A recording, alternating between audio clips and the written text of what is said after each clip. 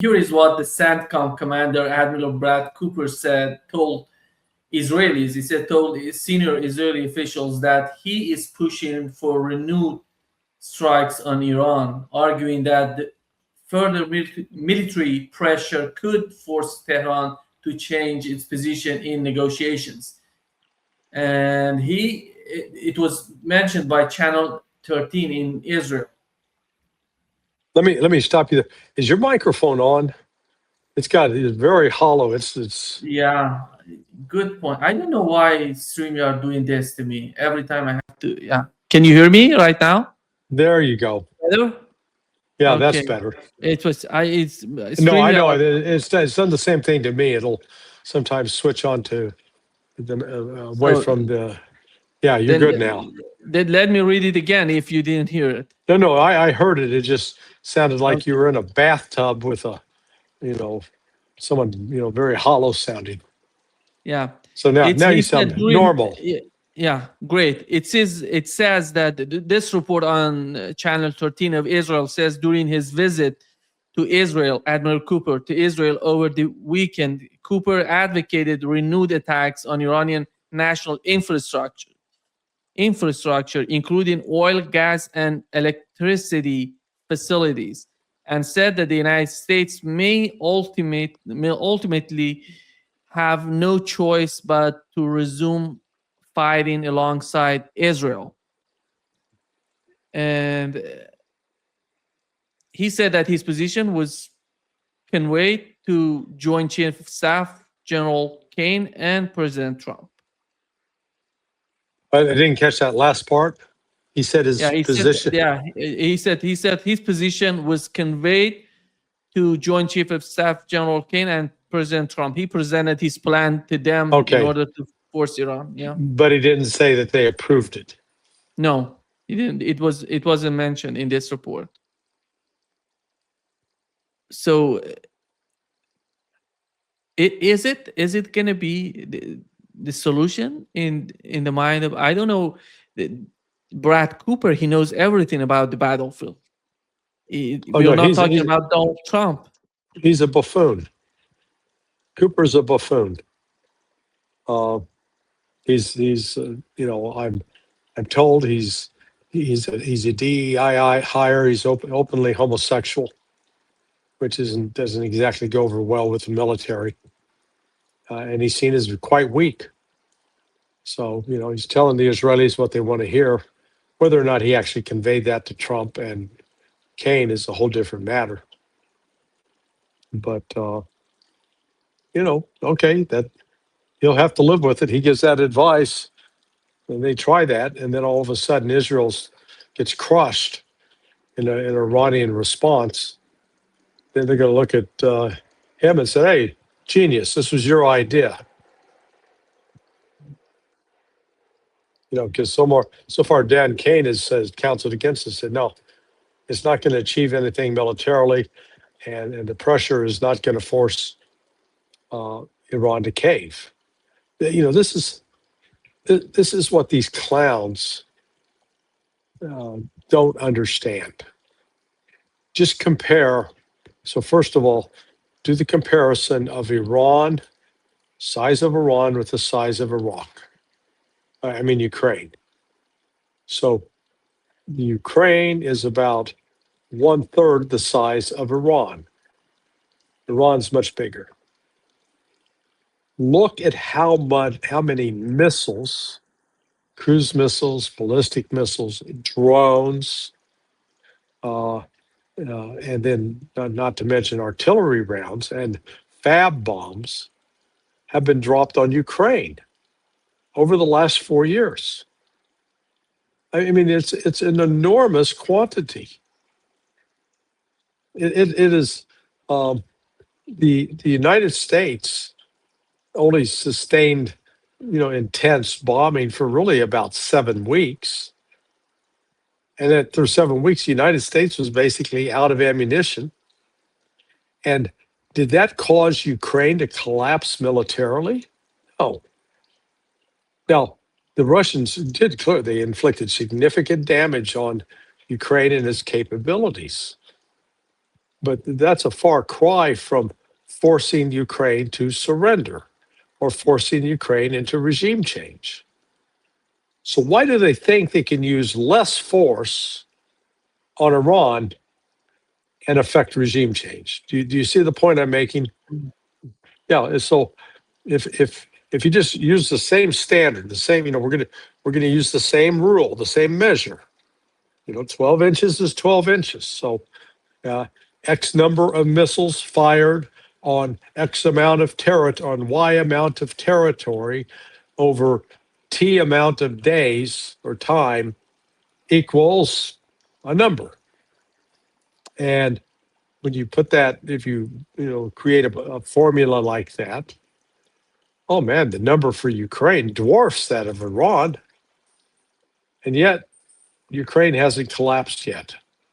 And it's got to be, and Israel, I mean, Russia recognizes it's going to have to finish the job on the ground. Duh. So the United States, yeah, they've inflicted some damage on Iran, but nothing catastrophic, other than, and I won't call it catastrophic, the murder of Ayatollah Ali Khamenei and the schoolgirls. I mean, it was counterproductive, to say the least. NBC News reported, Larry, that the U.S. military leaders are privately raising concerns inside the Pentagon and the White House about low morale and widespread fatigue among American service members and who have been deployed for months to support the war with Iran. They're basically talking about Abraham Lincoln. And No. They're talking about more than that. Okay, let's fill out the whole frame. Last November, just November 2025, the Secretary of the Army, David Driscoll, I believe is his name. He issued a letter to, well, here, in fact, let me see if I can read it to you here real quick. Open up. So he sent out this letter. He said, 15 years ago, Ranger School's winter mountain phase nearly broke me. I slipped and fell, couldn't get up, and the cold crushed me. I was done in that moment. But my Ranger buddies picked me up and helped me start moving again. That was an inflection point for me. I realized no one going through life alone. We all break eventually, and we need each other. And then he went on to say, the holidays can be a high-risk period for self-harm. We know it's a problem. It happens every year, so we'll address it head on, like the 11th Airborne in Alaska, who haven't lost a soldier to suicide in 14 months. They systematically prioritize soldier checks to offer help, make sure they are okay, and address risk factor root causes. We will do this across the Army. So basically, he says, effective now through 15 January, an officer or NCO will deliberately check in on every soldier daily to see if they need help. Just pick up your phone or car keys, call, text, or visit your buddy. Pick them up too. Just pick them up so we can provide help, okay? So they were already, this was a year ago, November, talking about suicide prevention. And then here 4 weeks ago, we got the report out of Cyber Command. And what was that report? That they have an extraordinary number of suicides. I mean, these are guys who are sitting, in chairs like me, with joysticks. They're not out there on the front lines. They're not having to smell the blood and gore, but they're still committing suicide. And then in April, you had the USA Today article that talked about, it was titled about, mail's slow, the troops aren't getting mail. But the bulk of the story was about how crappy the food was and that soldiers were losing weight and they were very unhappy. That was in April. And then I told you about the mother of the sailor off the USS Tripoli. She reached out to me 3 weeks ago. Last Thursday, you had the family members of the Abraham Lincoln meet in San Diego with Hung Kao, the Secretary of the Navy, and they ripped him a new asshole. And then you had the Guardian article on, was it Wednesday? Yeah, or It was Tuesday? yesterday. Yeah, Yeah, it was yesterday. Wednesday. Yeah, so it Wednesday. came out yesterday, and then my friend, the retired Army buddy, sent me that note I read yesterday about how uh, suicide is common and it's widespread, and that these numbers are probably understated. So that's why I said it's not just the Abraham. It is much broader than that.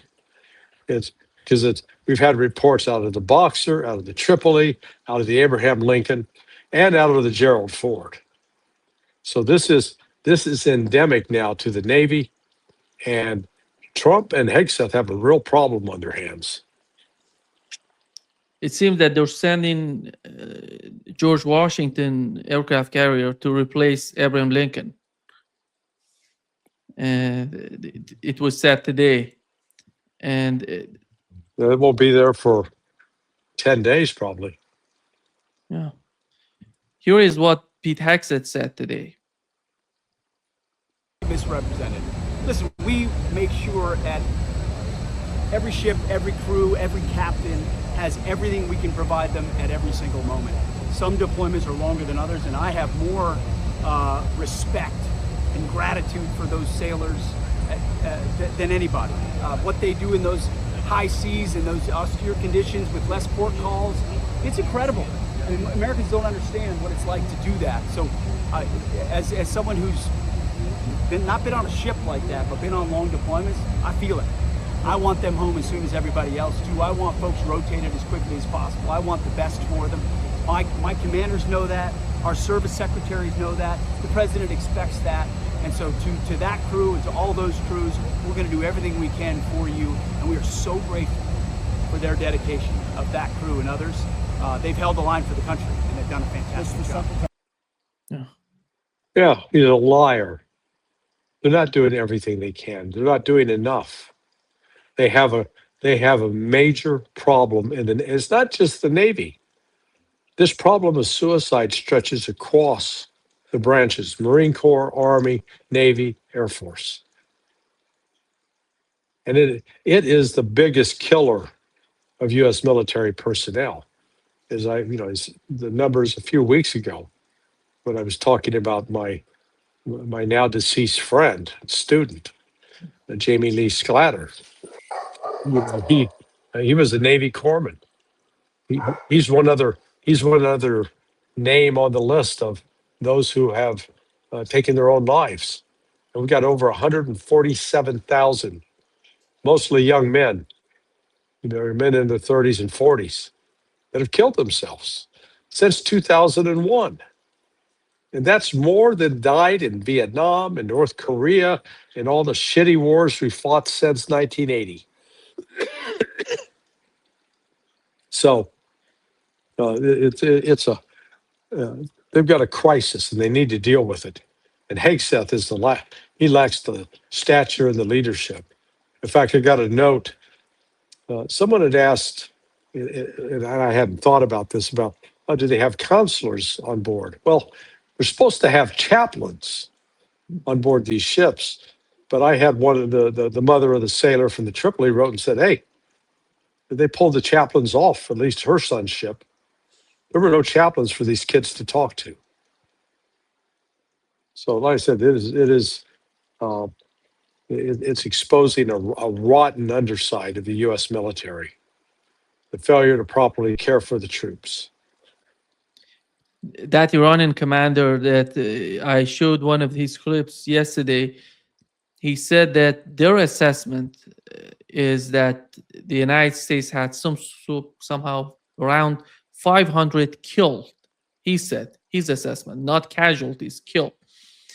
And this is the assessment on their part. Right. But we don't know when they hit some targets. For example, in Jordan, you see huge amount of the soldiers there. It's not about killing people. The damage because of the explosion, the problem that would cause, the health problem that would come out of those sort of Traumatic, explosions. traumatic brain injury Yeah. from the concussion. Yeah.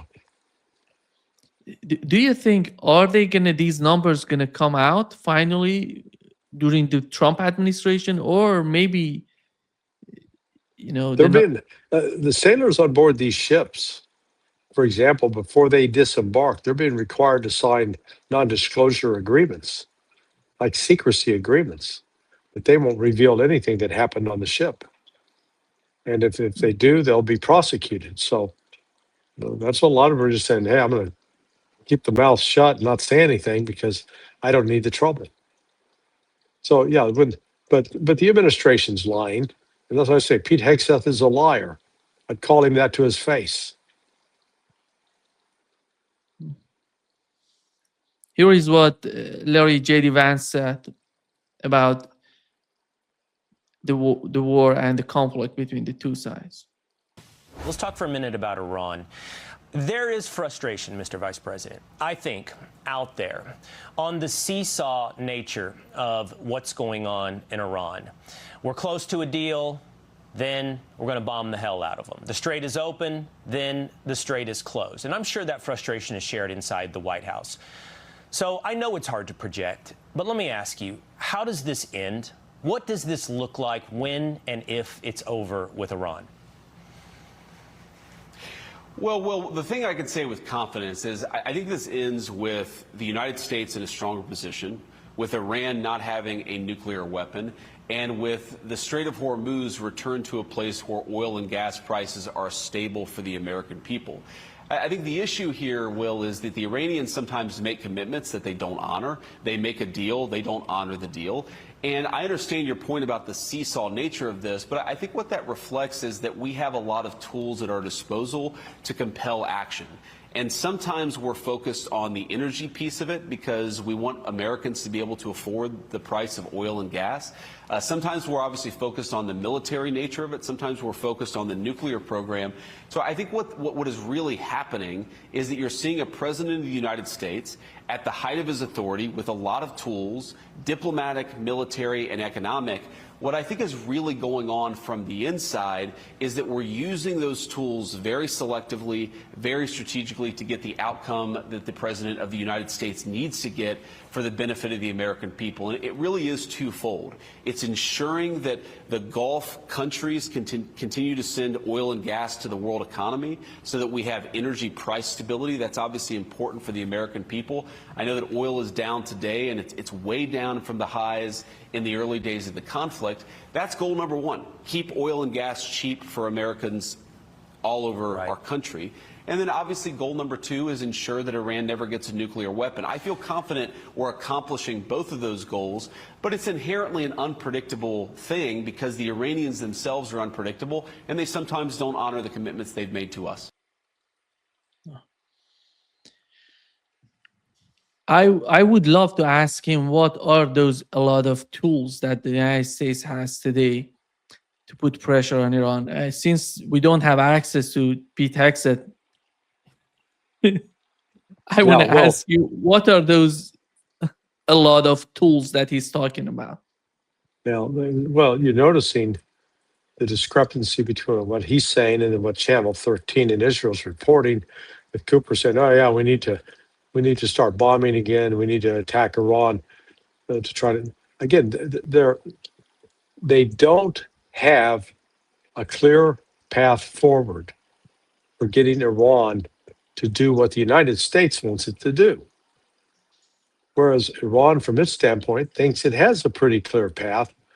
They're just going to keep the clamp on the Strait of Hormuz, and then global economic conditions will ultimately force concessions from the United States. And then if the United States dares to get back involved in a kinetic war, then the big sufferer from that, apart from the United States, will be Israel.